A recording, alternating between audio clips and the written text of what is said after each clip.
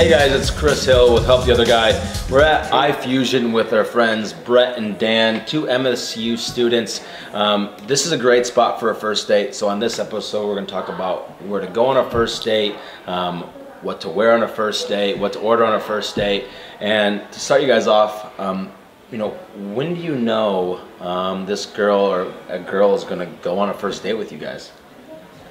Oh man, it's probably like if a girl smiles when she sees you, if she always seems like she's a little excited to see you. She laughs at the stupid jokes you make once in a while, Seems like a type of girl to take out. How long do you typically know a girl before you ask her on a first date?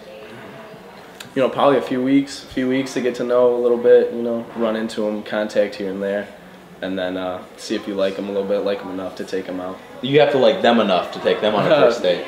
Yeah, maybe, yeah. Hopefully they like you enough. So what if you met a girl at the bar and you ask them on a date afterwards, or they give you their phone number and then you ask them on a date? Like, how do you typically do that? Was it a Facebook message or a text? Like, how would you do that? I mean, I've had, really depends how you ask the date. Usually when I've asked a girl on a date, the ones that have been successful, which is very few compared to the ones that I haven't. That's why you're here. That is why I'm here. Learning from the master. I usually had something in the conversation, like me and this girl were talking about sushi one time. So I was like, oh, let's go get sushi. And it just kind of came up naturally in conversation. And then, I mean, we already knew each other. We were Facebook friends or whatever. So she's like, messaged me on Facebook about it, and she gave me her number, and then. Okay. So that's actually about to happen. That hasn't even happened yet. So. Well, let's not count our chickens before they hatch. Exactly. But, could end horrible. Could blow up. No, let's take a look at the initial asking a girl on a date. If you meet a girl at the bar and she gives you her phone number, ideally what I'd like to see happen is you text her the next day. You want to be real with the girl. Obviously, you want to make sure that they feel comfortable with you. Going back to your example of the Facebook friend that you had that you messaged, you already had a relationship with this person. They trusted you. They saw some sort of value in you. They saw that you guys had a common interest, which was sushi. So she trusted you enough to go. So the one thing that I want to make sure that our audience kind of keeps in mind when asking a girl on a first date, the trust issue is very important. They want to be able to trust you, see some sort of commonality in the relationship, obviously sushi, as well as having an interest in each other. Where do you guys typically take girls on first dates? I mean, that depends, probably somewhere comfortable, somewhere casual, somewhere not too fancy. If they like sports, if it's a sporty girl, take her to a sports game, maybe on campus or a professional game. Maybe a movie. You can sit side by side, so you don't have to be talking face to face the whole time. And then you have something to talk about later on that night too, a movie, whether you liked it or not. What do you think? I feel like sometimes movies I just haven't even had because you're not talking. I don't like to talk in movies. For me, I'm a movie guy. I like to pay attention. Odds are I might even be more interested in the movie than talking to her sometimes, which isn't always good, but I'm just a big movie guy. So I like just going somewhere, like he said, casual. I've gone on places that were nice and it was too formal. It was awkward. So no, that makes sense. Even you describing that date makes me feel a little awkward. Like you said, casual is always good. Going to a movies can be fun sometimes if you have a common interest, if it's a common movie that you guys both like. If that started the conversation, that's fine. I suggest something that's a little bit out there, maybe a thrift store, someplace where you guys can go interact together, kind of learn more about that person, have fun. There's no expectation there. A place where you can experience that person's personality. Going to a movie, yes, you're able to talk about it afterwards, but it's almost this false sense of relationship where it's like, okay, we had this great conversation about this movie we just saw, but do I really like who Dan is? Right? Because as much as it's a relationship for you and her because she's attractive, you have to make sure that you're actually into this person intellectually. That matters as well. So going to a movie, what are some of the things that you guys deal with when going to dinner or a movie that you might be an issue with? Conversation, touching, what are the things that you guys run into? I guess it's keeping conversation going sometimes. Sometimes you hit some dead ends in the conversation and you're just sitting there looking at each other pretty awkwardly. So I guess like you said, going somewhere where you can be doing something, keeping your hands on stuff, your attention's always changing, that would be a good idea. So yeah, definitely conversation, keeping conversation going. Yeah, I mean, you want a situation, for me, I guess, that I like to move around more than just sit down in like an interview, you know? Like I'd rather like go to a concert or something like that. Like how you described this thrift store, somewhere you're walking around and you're not just stuck in one spot. And there's other, like there can be other distractions that can maybe, you don't have to be like, oh, look at that vase over there. That's a bad conversation. But you can have like certain things that you see can provoke thoughts as opposed to just sitting, just making them up. You know what? I think both of those make sense, but the one thing that you guys have alluded to, which it's the same thing, is the body language that someone has in a date or on a date. You're having this closed off. You know, even you right now, you're basically doing an interview with me. So like you crossing your arms, it lets that person know that you're kind of shielded to that conversation. So you know, I always suggest, you know, maybe open your arms a little bit. Exactly, you know, you lean in, you're listening to the person's conversation. If you're at a thrift store, you want to have an interaction. You guys have both great personalities. Being a comedian, you know what, you have that same sort of conversational skill set that you need to have on a date where, hey, is this cute or is this funny? But don't forget that you're on a date with her. Mm-hmm. So the person that you should be listening to and paying the most attention to is your date, obviously. Right. You know what I mean? Yeah. Having a sense of humor, I think is something that a lot of guys have.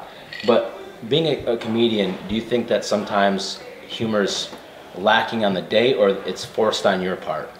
A lot of comedians have this, where you always try to, you know, make people laugh and always try to be funny.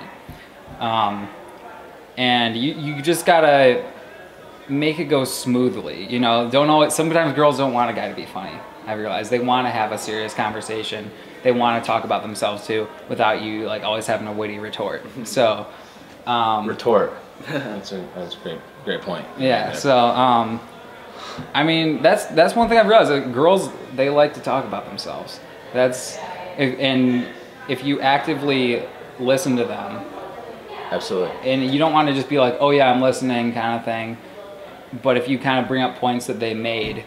Asking a few questions too. Yeah. If you act like you're legitimately interested in what you're saying, not just like, oh, okay, I'm just going along with emotion so I can sleep with you later.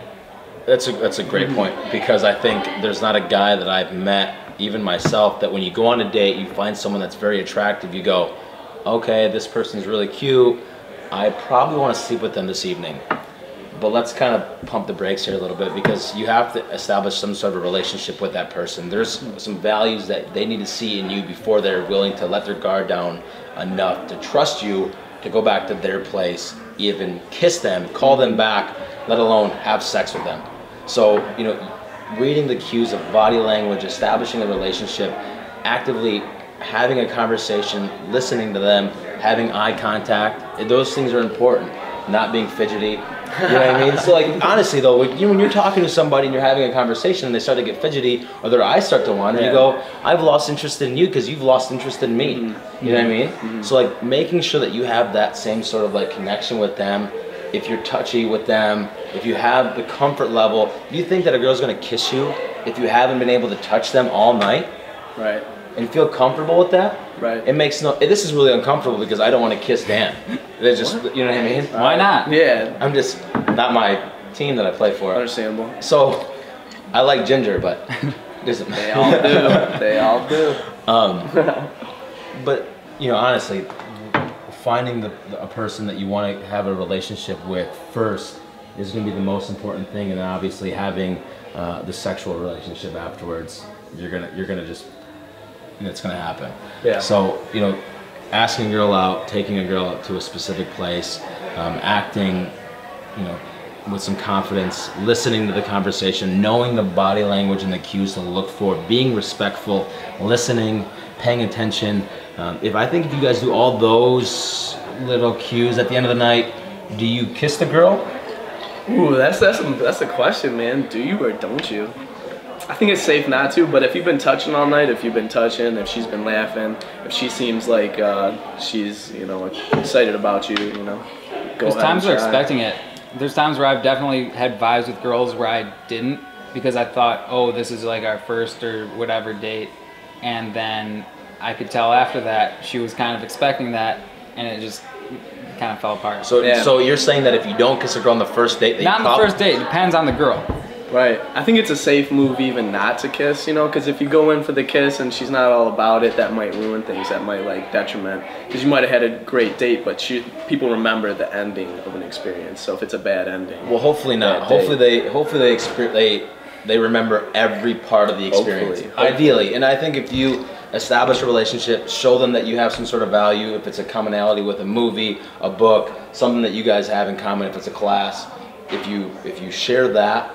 You go on an exciting date, someplace where you take her someplace she's never been before, bowling, someplace where she can have some fun and enjoy that experience. And at the end of the night, if you guys are both vibing and you give her a nice hug, kiss her on the cheek, you think that the next time she sees you, she will not want to kiss you as soon as she sees you?